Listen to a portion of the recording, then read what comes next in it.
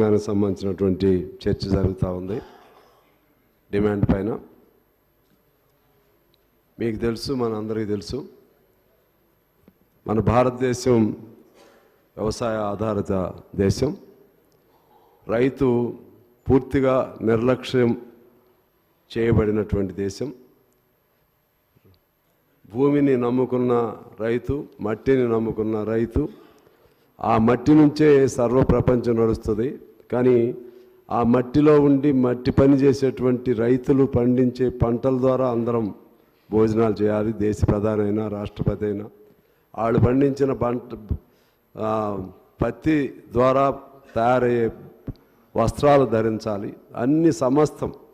కానీ రైతు పరిస్థితి ఎందుకింత దీనంగా ఉందనేది ఇవాళ చర్చలపైన చర్చలు జరుగుతూ ఉన్నాయి.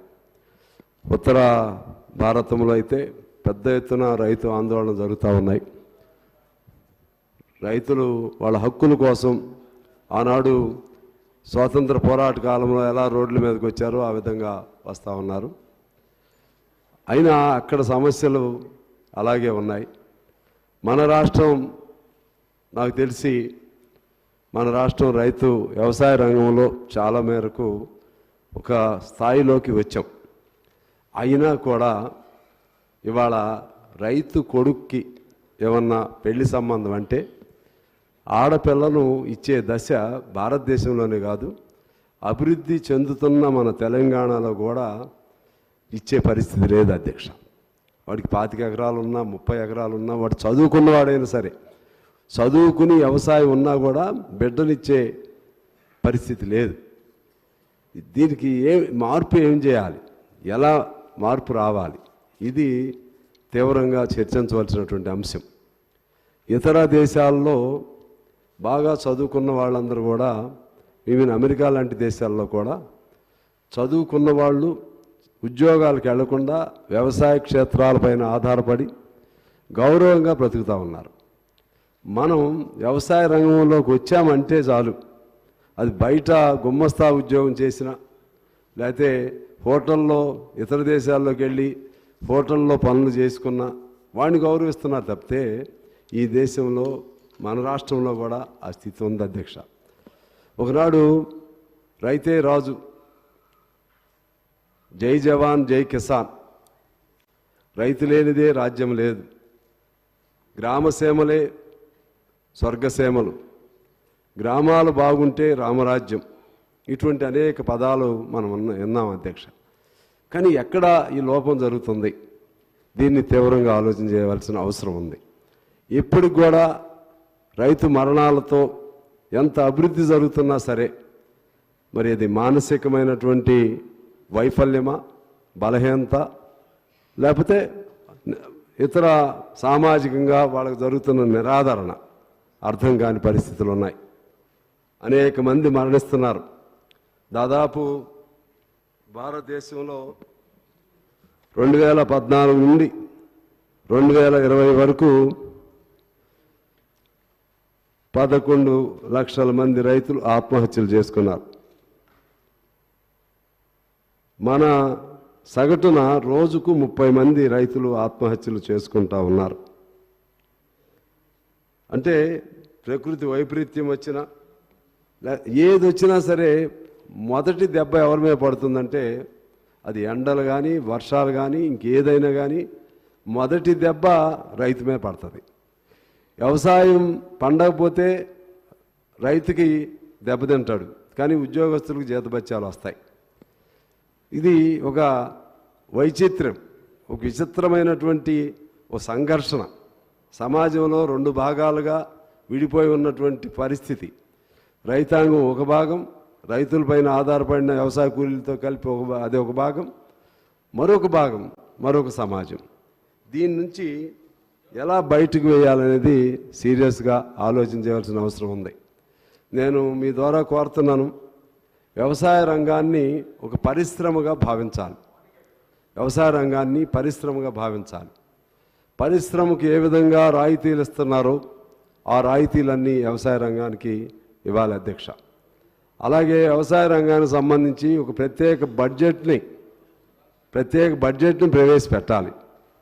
ఆ విధంగా వ్యవసాయ రంగానికి అత్యంత ప్రాధాన్యత ఇవ్వాల్సిన అవసరం ఉంది.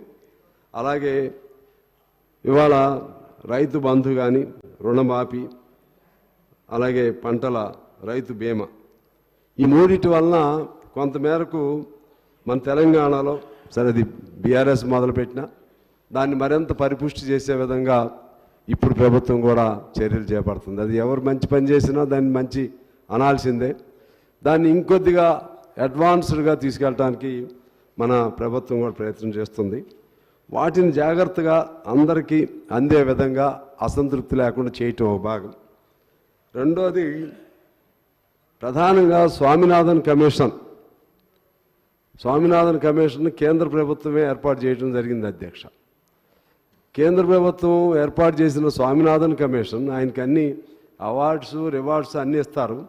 ఆయన చేసిన రికమెండేషన్ మాత్రం పాటించరు.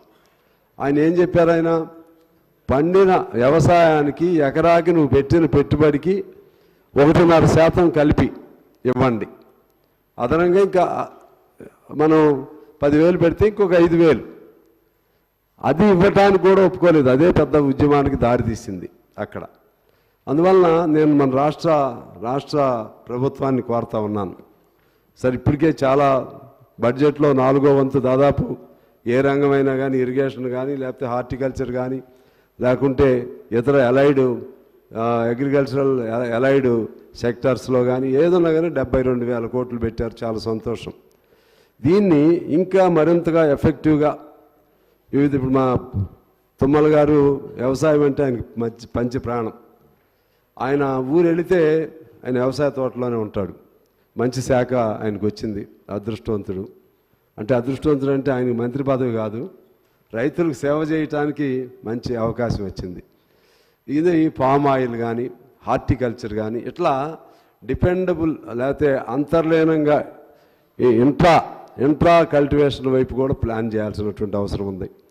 అలాగే ఇరిగేషన్ సంబంధించి మనం అనేక సంవత్సరాల నుంచి అనేక ఖర్చులు పెడుతున్నాం, వేల కోట్లు పెడుతున్నాం, కానీ ఆ ఇరిగేషను అందట్లేదు అధ్యక్ష. అది ఎట్లా ఏ లెక్కను తీయాలంటే ప్రతి ఎకరా సాగుకు వచ్చే విధంగా ప్లాన్ చేయాల్సిన అవసరం ఉంది. ఇవాళ ప్రాజెక్టులు పెడుతున్నాం. ఇప్పుడు మా జిల్లా ఉంది, మాది భద్రాద్రి కొత్తగూడెం జిల్లా. మాకు సీతారాం ప్రాజెక్టు ఉంది. లెక్కలు తీసాం. మా జిల్లాలో అతి తక్కువ, అది కూడా స్థిరీకరణే, కొత్త సాగు లేదు. ఇప్పుడు మన మిత్రుడు మాట్లాడినట్టుగా ఇక్కడే మాది వివక్షతని మేము అనలేము. ఎందుకంటే 2 మాది ఉమ్మడి జిల్లానే, ఖమ్మం జిల్లా. ఇప్పుడు విడిపోయినాయి. వివక్షతని అనలేం, కానీ ప్లాన్లోనే అది నిర్ధారణ చేసే సమయంలోనే ఒక ఇంటిగ్రేటెడ్ కాన్సెప్ట్ లేకపోవటం వలన, మొత్తాన్ని అందరికీ ఎలా న్యాయం చేయాలనే కాన్సెప్ట్ లేకపోవటం వలన జరిగిన లోపంగా నేను భావిస్తూ ఉన్నాను.